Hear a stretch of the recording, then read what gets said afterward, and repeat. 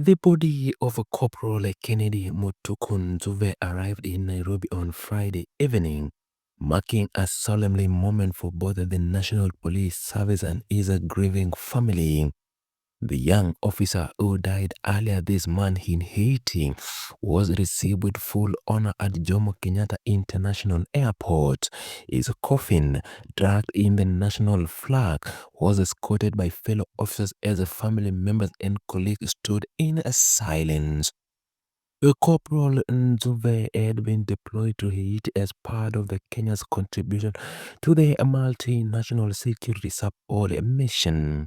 The mission, which involved several countries, was established to help stabilize Haiti, a nation that has been grappling with political unrest, economical collapse, and violent gang activities for years.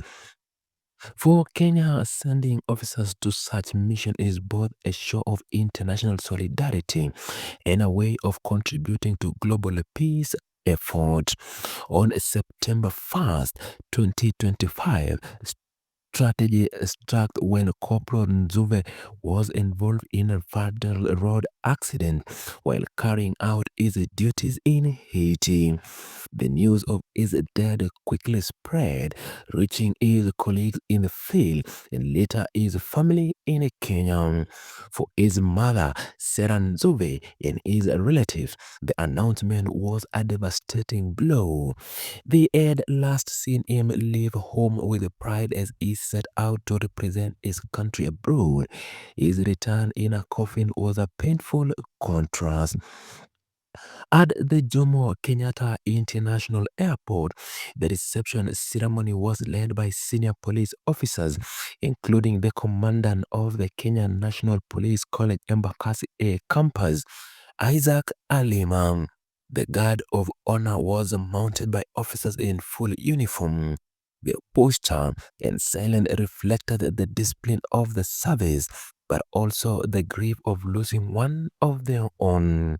Such ceremonies are tradition within the police service, meant to show unity and respect for fallen officers. Behind the line of officers stood the family, led by his mother. The grief on their faces spoke louder than words. For the family, the moment was not just official protocol, it was the reality of loss.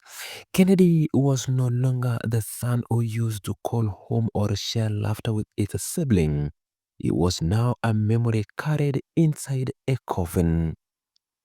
After the brief ceremony at the airport, his body was taken to Jiromo mortuary for preservation.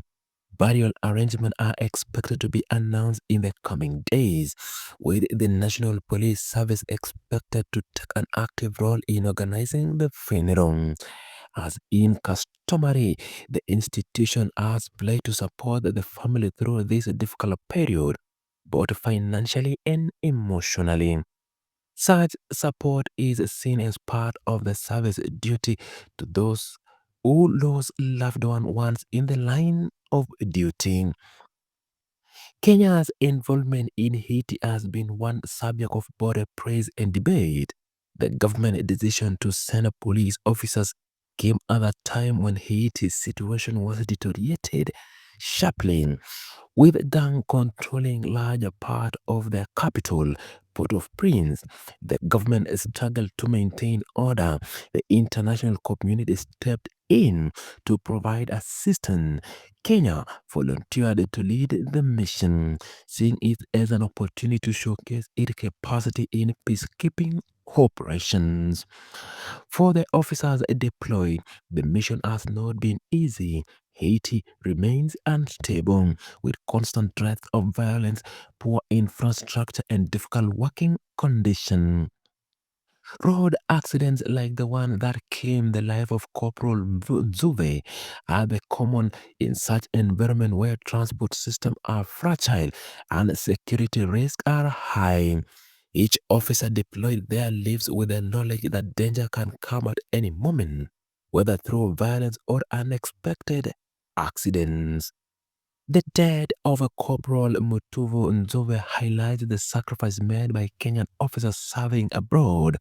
While the public often hears about international mission in broad terms, the personal stories of officers like Kennedy bring the human cost into focus.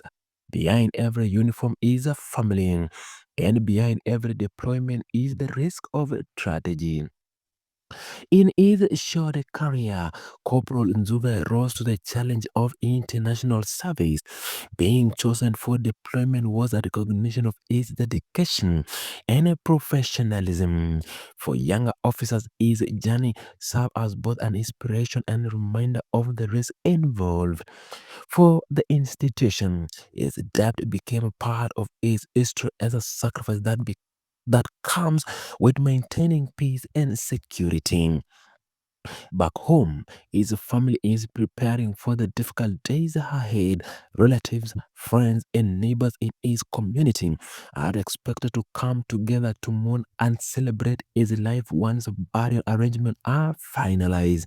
In Kenyan culture, the burial of a police officer are often brings together both the family and the wider community, turning the ceremony into a moment of collective mourning. The story of Corporal Nzuve is not just about one man's death in a faraway country. It is also about the Kenya's role on the international stage, the commitment of its police officers, and the personal cost of such commitment.